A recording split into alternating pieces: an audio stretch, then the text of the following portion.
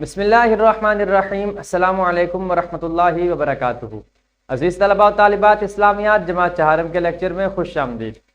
پیارے بچوں، آج ہم یونٹ نمبر 7.1 صفائی کی ضرورت و اہمیت کے عنوان سے یہ سبق ہے، اس کا لیکچر نمبر 3 پڑھنے جا رہے، جو کہ اس سبق کی مشق سے متعلق ہے۔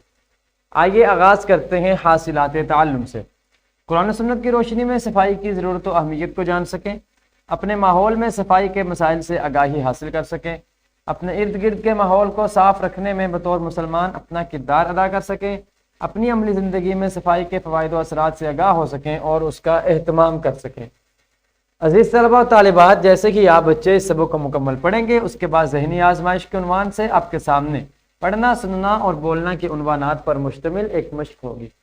سب سے پہلے یہ سوالات والا پورشن، جس میں آپ سے سوال پوچھا جائے گا اور آپ اس سوال کا زبانی جواب دیں گے۔ اس سوالات کو پوچھنے کے لیے ضروری نہیں ہے کہ آپ کے اساتذہ کرام ہی آپ سے سوال پوچھیں، بلکہ آپ بچے دو دو کے جوڑوں میں تقسیم ہو کر بھی اس سوالات کے پورشن کو مکمل کر سکتے ہیں، یعنی ایک بچہ سوال کرے، دوسرا اس کا جواب دے۔ اسی طرح سے ان سوالات کے بعد کثیر الانتخابی سوالات کا مرحلہ ہوگا، جس میں 4 جوابات ممکنہ طور پر دیے گئے ہوں گے، جن میں صرف ایک جواب درست تصور ہوگا۔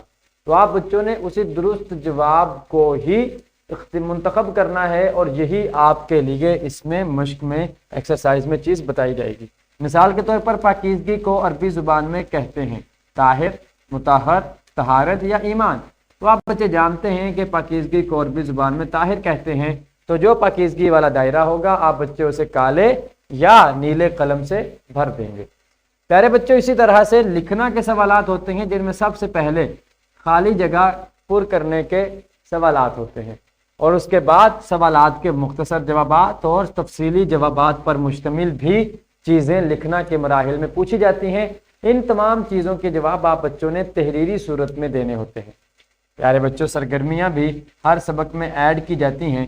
سرگرمیوں کا مقصد آپ بچوں کو سبق کے علاوہ کچھ نئی معلومات یا مزید معلومات فراہم کرنا ہوتا ہے۔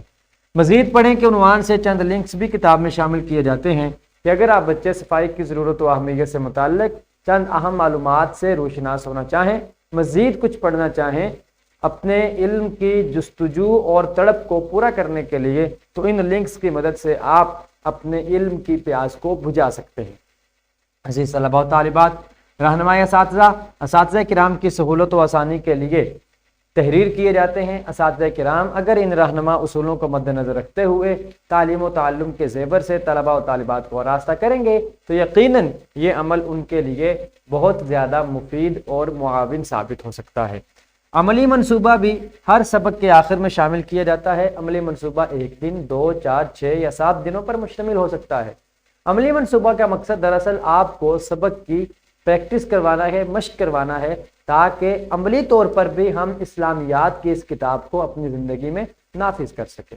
تو پیارے بچوں، یہ تھی ہمارے آج کے سبق نمبر 7.1 کی مشق، جس کو ہم نے سمجھا اور جس کو ہم نے سیکھا۔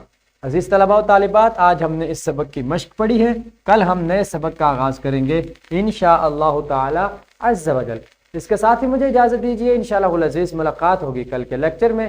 اللہ کریم ہم سب کا حامی و ناصر ہو۔ اللہ حافظ۔